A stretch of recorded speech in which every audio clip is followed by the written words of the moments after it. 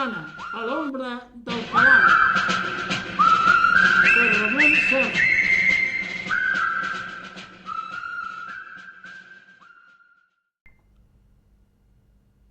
Hola, minyons, hola amics, com esteu?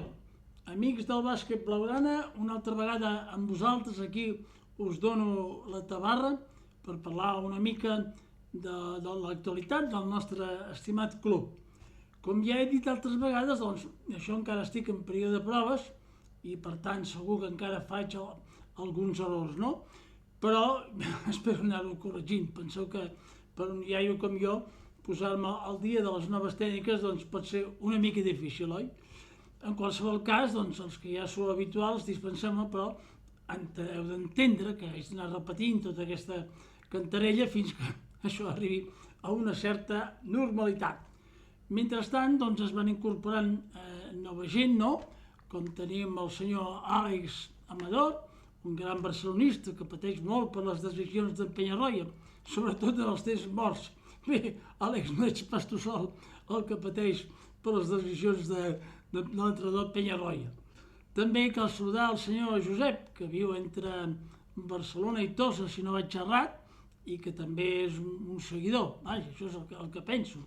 O altra gent als quals els trameto doncs, aquesta informació, com pot ser en Menció i la Maria, o la Maria i en Menció del Poble Nou, que encara que ja sé que el bàsquet no és el seu fort, però bé, potser passaran una bona estona veient-me a mi, no? Bé, doncs ja dient aquest preàmbul, vaig a començar, com sempre, doncs, parlant de l'actualitat del Barça de bàsquet. Així és que començo la partida. Salt! Bé, aquest estiu, que és amb molta calor, també ho és pel que fa als fitxatges del nostre equip, no? Ja veieu que es van succeint les notícies, unes bones, altres dolentes, segons com cadascú s'ho miri.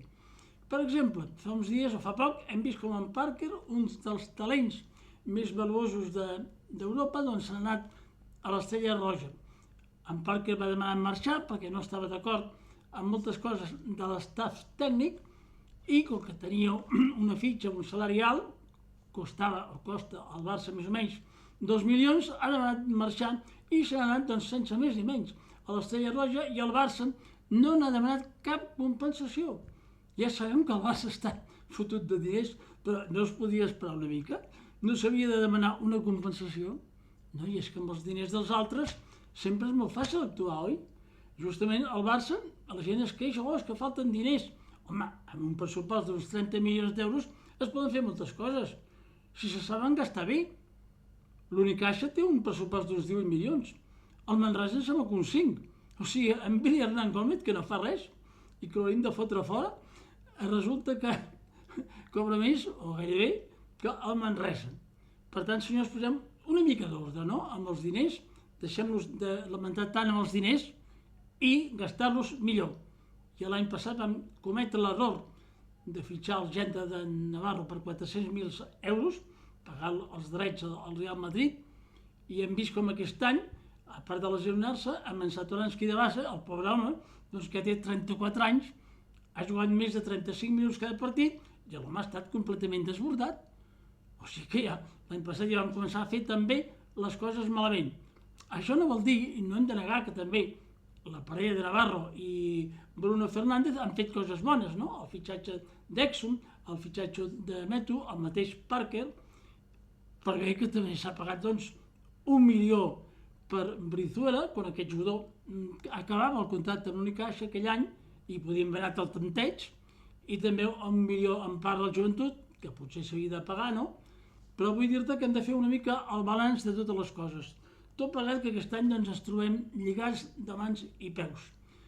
Segurament, i això espero, que l'any que ve estarem en millors condicions perquè jugadors com Billy, Sato, Bessel i Lapro acaben els contractes i per tant el Barça tindrà una gran massa salarial. Aquest any, perdoneu-me, aquest any tots estem lligats pels contractes en vigor i per això el Barça ha d'anar esgarrapant, que és el que pugui. I aquí doncs, hem d'explicar així el fitxatge de Cahill, que és un alè que jugava el Trento, és una incògnita, però bé, doncs és un jugador com a mínim de 26 anys, pot tenir un futur, no?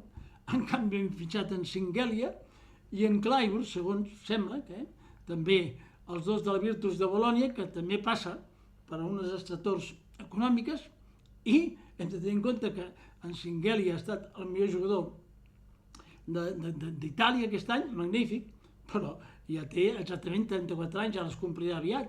Aleshores, és un jugador que també es lesiona molt.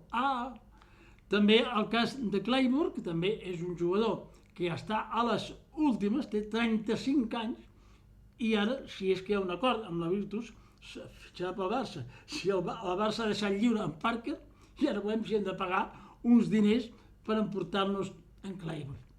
Tot plegat, bé, encara pel que fa a les incorporacions, com a cosa bona, tenim que Parra ha perllongat el seu contracte i segurament també Brizuela. Això és una cosa important perquè aquests dos jugadors, juntament amb Panther, que ha estat renovat per 3 anys, són la clau de volta d'aquest Barça. Bé, d'aquest nou Barça no ho sé, perquè fixem-nos, un equip possiblement titular. Sato, 34 anys, Panther, 32, Clyburn, 35, Singelia, 34 i Vesely, 35. O sigui que és un equip, no sé si de veterans, no? O potser és un equip que podríem haver guanyat alguna cosa a l'any 2015. Potser ara, amb la intel·ligència artificial, oi, podrem anar cap endarrere i el temps retrocedirem i al Barça aconseguirem alguna copa, algun trofeu, no? Nois, és el que hi ha. Molta gent s'estava estranyat de tot això i realment sembla que el Barça només per completar la plantilla està en negociacions amb Ma Kundu, has de fer un esforç aquí per pronunciar això, que és un jugador del Mónaco que juga a Turquia, però esclar, s'hauria de negociar amb el Mónaco. I d'altra banda, si es retira a Brines, que tot pot ser, potser hi hauria algun diner pel Barça. Fixeu-vos tu, el Barça, el director de joc. Tots els equips tenen grans directors de joc, grans bases, tiradors, generadors, i el Barça tenim en Satoransky, amb 34 anys, i en Núñez, que va fent, ara aquest any també s'ha lesionat, però si té alguna cosa és que no és tirador. Per tant, el Barça necessitava sobretot reforçar l'1, el base, i la posició de 5. El pivot, doncs, diguem-ne, més fort, més resolutiu, en defensa sobretot, i són les dues posicions que en teoria són les que tenim més fluixes, oi? Ja sé que jo soc un obsessionat amb això del base, però penseu que no sóc jo sol el que pensa així, perquè tot el que vaig mirant, tothom diu igual. Mireu els equips que han estat semifinalistes o finalistes de la Lliga Espanyola. Tots tenen un gran base. El Tenerife mateix, el Huertas, el Fittipaldo i fins i tot en Costa. El tercer base que ens servia per nosaltres per suplir alguna cosa, no? Per tant, no acabo d'entendre res. Evidentment, segons ens informen alguns diaris, que són els portaveus del Barça, ja sé que el Mundo Deportivo i Esport té grans periodistes, però, clar, les empreses són les empreses i allà entaforen els que manen els seus amos, oi?